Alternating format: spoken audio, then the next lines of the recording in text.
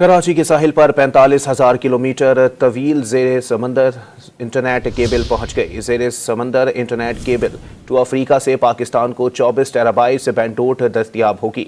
इस वक्त पाकिस्तान को 7 केबल से तकरीबन 8 टेराबाइट्स बैंडविड्थ दस्तियाब है। मेटा और चाइना मोबाइल समेत आलमी कंपनीज का consortium two Africa cable operate कर रहा है। इस इकदाम से पाकिस्तान में इंटरनेट समेत फेसबुक, इंस्टाग्राम और दीगर ऐप्स की रफ्तार बढ़ेगी। ट्रांसवर्ल्ड के तहत फ्रांसीसी कंपनी की जानिब से केबल की तंसीम का काम जारी है। कराची के साहिल पर 45,000 किलोमीटर तवील ज़ेर समंदर इंटरनेट केबल पहुंच गई। ज़ेर समंदर इंटरनेट केबल टू अफ्रीका से पाकिस्तान को 24 टेराबाइट्स बैंडविड्थ दस्तियाब होगी।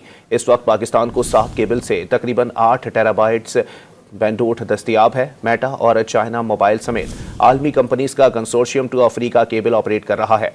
इस इकदाम से पाकिस्तान में इंटरनेट समेत फेसबुक, इंस्टाग्राम और दीगर ऐप्स की रफ्तार बढ़ेगी।